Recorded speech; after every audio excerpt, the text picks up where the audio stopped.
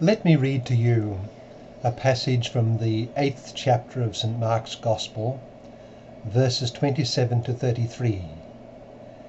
It's the Gospel for Thursday of the 6th week in Ordinary Time. St. Mark writes, Jesus and his disciples set out for the villages of Caesarea Philippi. Along the way, he asked his disciples, "Who do people say that I am?" They said in reply, "John the Baptist, others Elijah, still others one of the prophets." And he asked them, "But who do you say I am?" Peter said to him in reply, "You are the Christ." Then he warned them not to tell anyone about him. He began to teach them that the Son of Man must suffer greatly and be rejected by the elders, the chief priests and the scribes, and be put to death, and rise after 3 days. He said this quite openly. Then Peter took him aside and began to rebuke him. At this he turned around, and looking at his disciples, rebuked Peter and said, "Get behind me, Satan.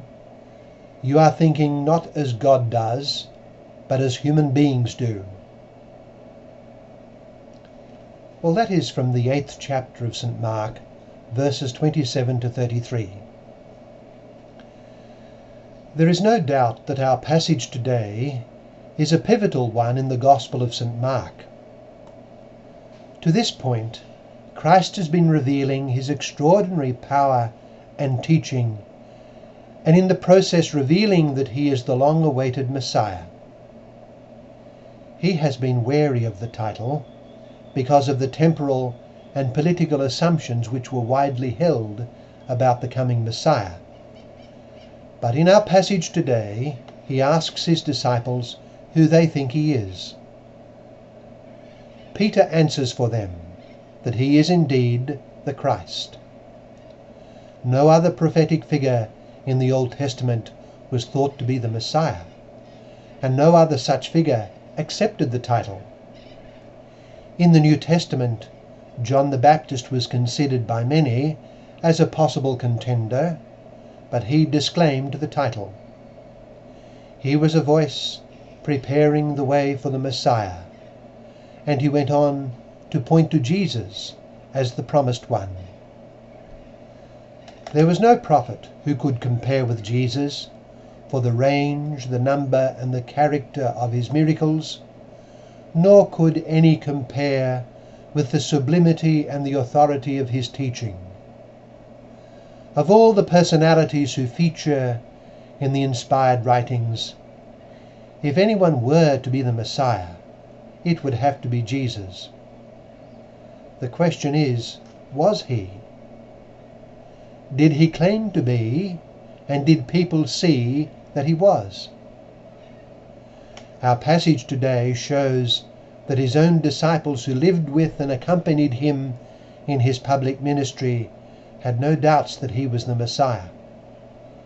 They told him this, and he made it clear to them that they were right, that he was indeed the Messiah, though at this stage they were not to tell others, presumably because of the notions about the Messiah which were widely held. This conversation, however, includes a new and, for the disciples, an incomprehensible doctrine. The Messiah is to suffer greatly, to be rejected by the leaders of the people, and to be put to death by them. Then he would rise. The Messiah's path would be one diametrically opposed to all they expected of him. There were various hints and pointers to this in the Old Testament prophecies, but they were rarely taken up and appreciated. Christ's teaching on this point was a complete surprise. For all practical purposes, the doctrine that the Messiah is a suffering servant of God, and one who would achieve his mission through obedient suffering unto death, is the pivotal point to be accepted by the Christian. Peter's response to this revelation, as described in our passage today, is emblematic of that of so many who are won over by the attractiveness of Christ and his unique personality. Those who draw near to him with open and upright dispositions will be fascinated by his person. As the officers who were sent to arrest him said, "No one has ever spoken as he speaks." The difficult point will be his doctrine of the cross. Of course, an obvious difficulty in discipleship will be simply living by faith in one who cannot be physically seen. Christ has gone from our sight, and as he said to Thomas, "Blessed are those who have not seen and yet believe." But granted the role and the presence of faith, the next problem is, for the believer, that Christ is a suffering Messiah. His path is the path of suffering, and the one who wishes to follow him must follow him along the same path. Peter had faith in Jesus and professed it before Jesus when asked. But the revelation that the Messiah was to suffer and be rejected was a shock to him. He would have to come to see that this is the Christ he would follow and imitate and preach. This is the Christ who would save his people and all the peoples from their sins. Now, it is very possible for any disciple of Christ in any age or place to fail to accept the implications of this.